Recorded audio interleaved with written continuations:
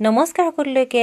আমাৰ অসমত পিছে গৰম বহুত পৰিছে, কিন্তু আমাৰ আকৌ শ্বিলঙত কি হয় জানেনে, গৰম মানে পাবলৈ টানেই হয়। ৰ'দটো খুব বেছিকৈ ইয়াত বৰষুণ হৈ থাকে যে, সেইবাবে আজি কিন্তু অকণমান ৰ'দ দিছে দেই। সেইবাবে ভাবিলোঁ অকণমান টেঙাকৈ কিবা আঞ্জা এখন বনাওঁচোন। মই লগতে ল'লোঁ এয়া দুডোখৰ মাছৰ মাথা আছিলে, ফ্ৰাই কৰি ল'লোঁ, হাফ ফ্ৰাই।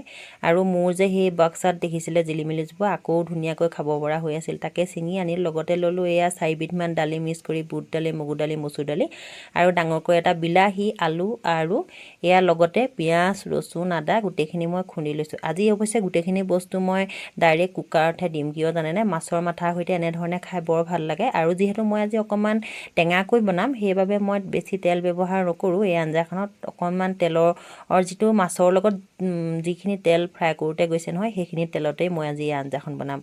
আগতেও মই এনেধৰণে বনাওঁ, খাবলৈ কিন্তু বৰ ভাল লাগে। এতিয়া ঘৰত হোৱাহেঁতেন আমি ঢেকীয়া কেইডালমান পটককৈ বুটলি আনি টেঙা আঞ্জা বনাই খালোঁহেঁতেন, কিন্তু ইয়াততো আৰু ক'ত পাব। যি হাততে পোৱা হয় তেনেকুৱা ধৰণে বনাই খাবলৈ যত্ন কৰোঁ। এয়া দি দিলোঁ মই সকলোখিনি, মাছৰ মাথাও লগতে দি দিছোঁ, আৰু এয়া শাকখিনিও ধুনীয়াকৈ ওপৰতে দি দিছোঁ। এয়া মই 2টা হুইচেল দিম, কিয় দিম জানেনে, 2টা। এটা এনেইতো এটা হুইচেলতে হয় বাৰু, কিন্তু মই ইয়াত যিহেতু বুট দালি অকণমান আৰু ৰহৰ দালি অকণমান দিছোঁ, বুট দালি আৰু ৰহৰ দালি খুব সোনকালে নিসিজে যে, সেইবাবে মই চাগে 2টা হুইচেল দিব লাগিব। আৰু লগতে দি দিছোঁ এয়া নিমখ আৰু অকণমান হালধি দি দিম। আৰু মই অকণমান গোন্ধটো মৰিবৰ বাবে, মই যিহেতু আকৌ এক্সট্ৰাকৈ পিছত তেল নেমাৰোঁ, সেইবাবে অকণমান গোন্ধটো যাবৰ বাবে মই অকণমান এয়া দি দিছোঁ ধনিয়া গুড়ি, আৰু অকণমান দিম জিৰা গুড়ি। এনেধৰণে টেঙা শাক বনালে, টেঙা মানে আচলতে মই অকণমান লাষ্টত নেমু চেপিম বাৰু, সেইবাবে টেঙা শাক বুলি কৈছোঁ, টেঙা আঞ্জা বুলি কৈছোঁ। এয়া পানী দি দিলোঁ ধুনীয়াকৈ। বিলাহীৰ বাবে মই কমকৈ দিছোঁ দেই, এটাহে দিছোঁ। অকণমান গৰমত এনেকুৱা টেঙা আঞ্জাবিলাক খাই ভাল লাগে, নহয়নে বাৰু? অৱশ্যে ইয়াত গৰম বুলি ক'ব নোৱাৰি, আচলতে ৰ'দটোৰ কাৰণেই খাবলৈ মন গৈছে, অকণমান ৰ'দটো যিহেতু দিছে আজি। তাৰপিছত এয়া ধুনীয়াকৈ পানী দি ল'লোঁ। পানী দি লোৱাৰ পিছত মই আঞ্জাখন 2টা হুইচেল মাৰিবলৈ দিম। আজি যিহে বেছিকৈ বনাই নাথাকোঁ আৰু এনেধৰণে চিম্পুলকৈ খাম বুলি ভাবিছোঁ। লগতে এখন চাটনিও বনাম মই, চাটনিখনৰ সৈতে চিম্পুলকৈ খাম বুলি ভাবিছোঁ। এতিয়া 2টা হুইচেল মাৰিম। এয়া মাজে মাজে কাম কৰি থাকোঁতে ল'ৰাই আহেই নহয়, দেখিছেনে? মই কি কৰোঁ, এখন পাপৰ পুৰি থওঁ, তাক এডোখৰ এডোখৰ দি দিওঁ, সি এডোখৰ এডোখৰকৈ নি থাকে আৰু খাই থাকে। কি কৰিব, ল'ৰা ছোৱালীৰ মাক হ'লে এনেকুৱা ধৰণেই আৰু ফুচুলাই ফুচুলাই কামবিলাক কৰিব লগা হয়।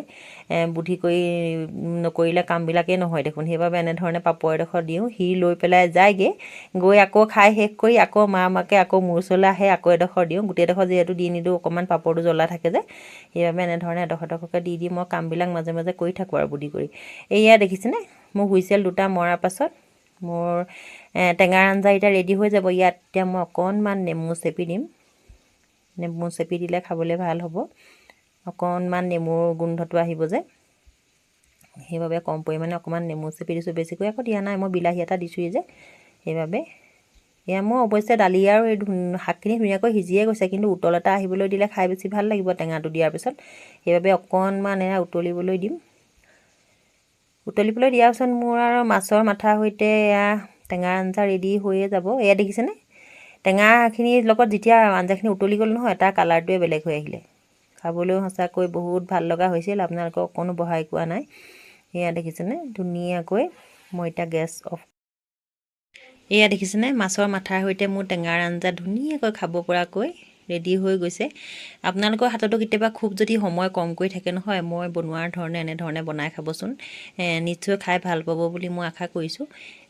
আজিলৈ আহিছোঁ, বাই।